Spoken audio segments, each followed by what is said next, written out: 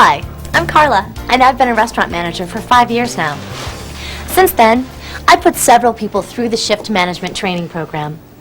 As with most of our training programs, the shift management program relies on the coach to help the new shift manager get through the program. In the Management Development Program for Shift Managers, also known as MDP1, there is a coach guide. This guide helps you monitor and support the shift manager trainee through the training program by providing suggested training and meeting schedules for each topic, answers to the exercises and nuts and bolts assessments, directions for shoulder-to-shoulder activities. It's a great resource, and you'll need to be familiar with it before you start coaching. The coach guide will give you details, but today, I'm going to get you started by giving you an overview of the program and some ideas for how you can better coach trainees through it. Think of me as your talking coach guide. Let's get started by taking a look at each part of the program. The first step of the shift management program is completion of the station and trainer verifications.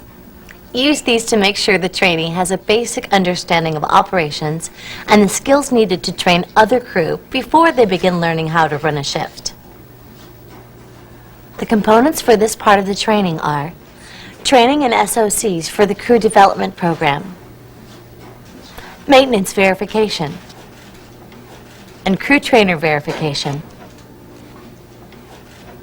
As the coach, you will check to make sure all of these are complete. Next, the shift manager trainee begins transition to management at McDonald's. The goal of this training is to introduce the trainee to McDonald's and the responsibilities of being a shift manager.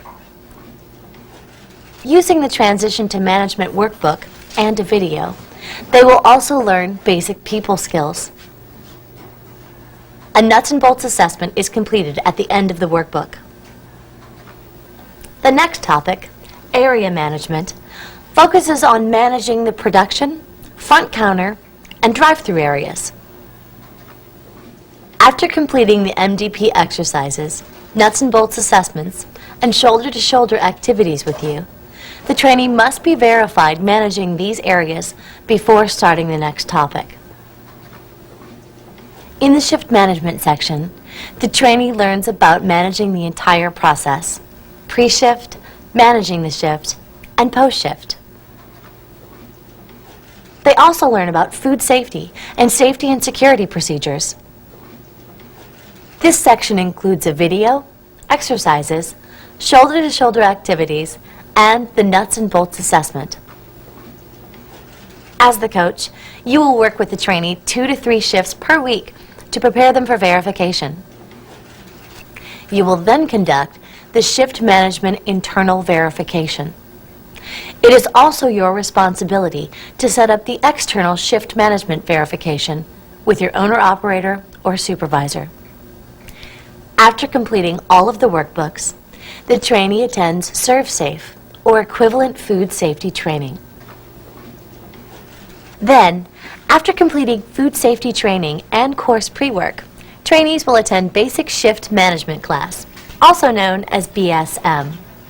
The goal of BSM is to prepare a shift manager to create a positive work environment in the restaurant that supports delivering outstanding QSC to our customers.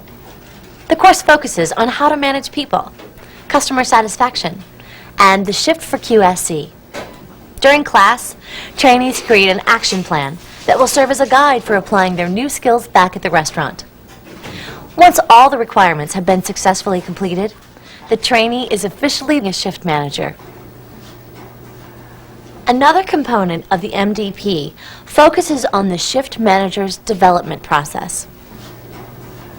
This process is a continuation of the trainee's performance work plan and individual development plan, with the emphasis now on the functional competencies for a shift manager.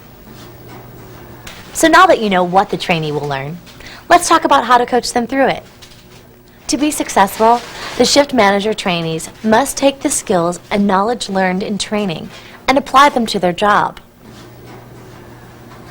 As the coach, you have the responsibility for making sure the trainee applies the new skills and knowledge correctly.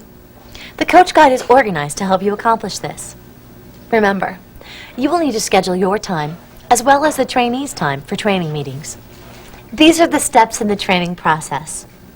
Conduct an initial meeting to discuss the overall training program and create a plan for completing the shift management training program. For each individual topic, meet to introduce the topic and set the schedule for working through it. Schedule the trainee for time off the floor to read and complete the exercises in their workbook. Schedule time for both you and the trainee to review exercises and answer questions they may have. Schedule time for both you and the trainee to complete shoulder-to-shoulder training activities. Conduct verifications. Your coach guide explains when and how to do each of these in detail. You also need to display good coaching skills. These are probably familiar to you. In fact, your trainees learn about them during BSM. Here are some things to keep in mind. Develop trust by doing what you say you will do and supporting them through the training. Provide constructive feedback in private. If you don't know the answer to a question, let them know that you will find the answer and get back to them. Then follow through. Clarify what you expect of the trainee and make sure they understand what you are asking of them. Give appreciative and constructive feedback. Motivate and inspire. I guess the best way to introduce you to this process would be to show you how it's done. Let's take a look at Betty, a first assistant, and how she conducts her first coach meeting with Adam, our shift manager trainee.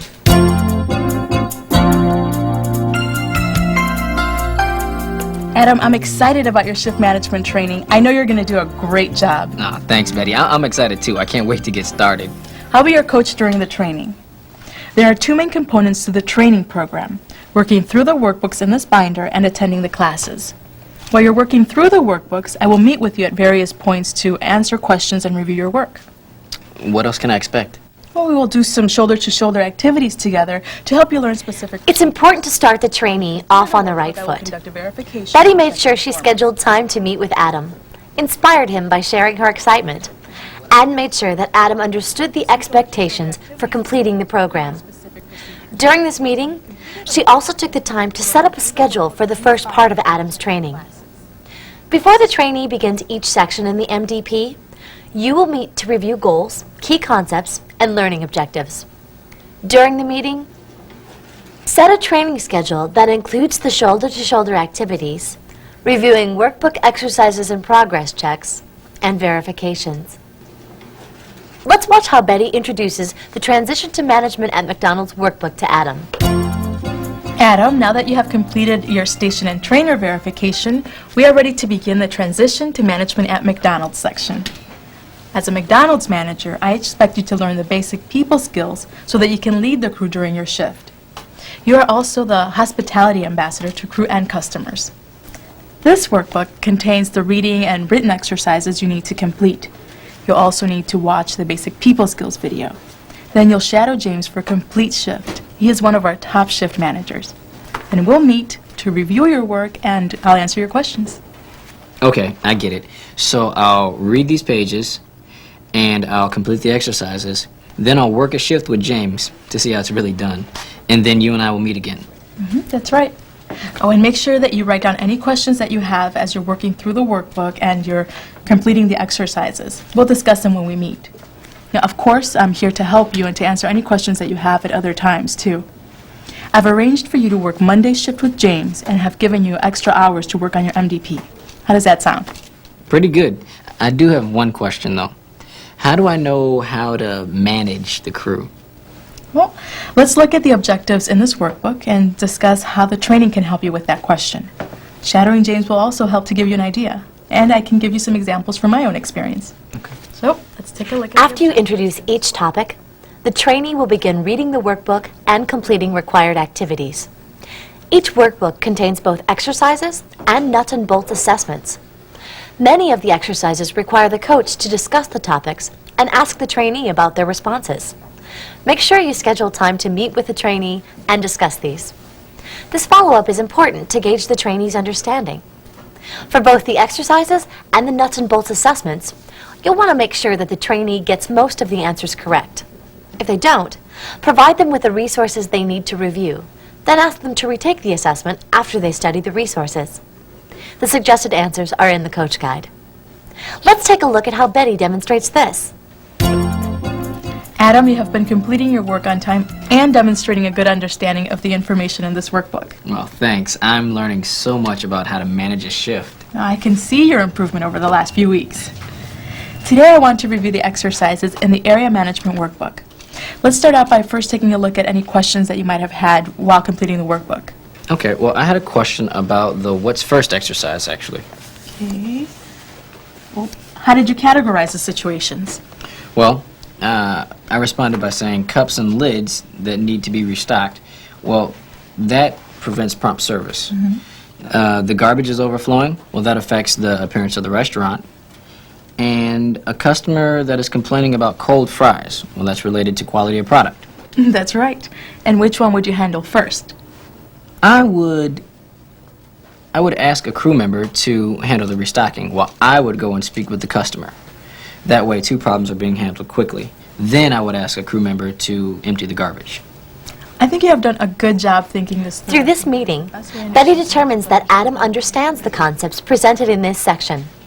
This is important to verify before proceeding further. Betty encourages and provides positive feedback to Adam. In addition to reviewing exercises and nuts and bolts assessments with the trainee, you will conduct shoulder-to-shoulder training activities to teach a specific procedure or skill. As you conduct the shoulder-to-shoulder training, explain what you are doing and why you are doing it so that the trainee has a clear understanding. Make sure the trainee knows that you are there to help and that they will improve with practice. Give specific constructive feedback.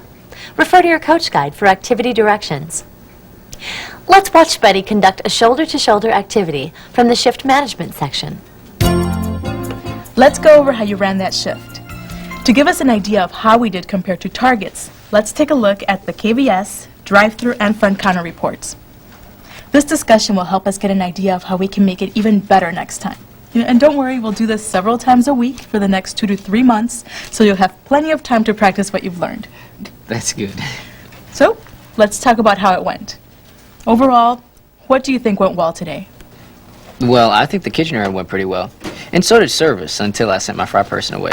Can you restock the cups at the front counter, please? Thanks. Wasn't a great idea. We got stuck without any fries. How do you think you could have handled that differently? First thing I might do is keep my fry person, or at least check positioning on the other crew to make sure that if I do take over, I wouldn't get stuck there. And also, Shoulder-to-shoulder training is a great time to practice good coaching skills. Specifically, Betty encourages Adam and puts him at ease by making sure he knows they will work together to improve Adam's performance. She also tells him that he will improve with practice. Betty also asks Adam questions to verify his understanding, and when they look at how Adam did compared to his targets, Betty will provide him with very specific constructive feedback. Shoulder-to-shoulder activities aren't one-time events. You'll need to schedule time to repeat the shoulder-to-shoulder training with the trainee until they can demonstrate that they can do the activity themselves. Some topics require verification of performance before going forward. You conduct the verifications to measure the trainee's skills and knowledge and application to the job. Okay, Adam, today I'll be conducting your shift management verification. Yesterday we met to set the targets. Right, and I just reviewed the targets, and I completed my pre-shift travel path, so I think I'm ready to go. Great. I will be observing you managing the shift in the areas that we talked about yesterday. Remember to use good problem-solving techniques and make adjustments as needed. I will be recording my observations on this form, and then we can talk about it at the end of your shift. Great. Thanks, Betty. I'm really looking forward to managing the shift today. That's why I work so hard through the program, so really hope I do well. I know you will. Betty did a good job preparing Adam for the shift verification. Another important responsibility you have as the coach is to prepare your trainees for the basic shift management class. Meet to discuss the pre-work and talk about the objectives of the course. Then, schedule a meeting after the course to review what the trainee learned and the action plans they developed. This is a critical time for the trainee. They come back from class really excited about what they can do. Help them apply this excitement as they continue their work in the restaurant. You've just seen how to coach a trainee through each MDP topic, from the initial meeting all the way through to verification. The Coach Guide will give you specific details about each workbook topic. Each section of the Coach Guide corresponds to a workbook in the trainee's binder, so you can move through the guide right along with the trainee. As you saw in the examples, coaches are supportive and encouraging throughout the program. They make sure to schedule time to meet with and coach the trainee. They also schedule the trainee's time to complete all of the training activities. This sets up the trainee and the restaurant for success. So there you have it. With a little prep work and your Coach Guide, you are going to be great. Let's review what we talked about. The shift management program is made up of several MDP sections that the trainee will work through with you as the coach. They will also take a Serve Safe course and attend BSM class. The Coach Guide is aligned with the MDP and classroom sessions and contains the meeting schedules and outlines to prepare. It also contains answers to exercises and assessments. Use it to review and answer the trainees' questions for each workbook and class, and verify that they can apply what they learned on the job. Remember that the Coach Guide has the tools you need to coach a shift manager trainee from start to finish. Becoming a shift manager requires hard work, so make sure that the trainees have sufficient time to complete each MDP module. Support them through coaching. Put it all together and you'll get well-trained shift managers that deliver great QSC and really wow our customers. Good luck and have fun!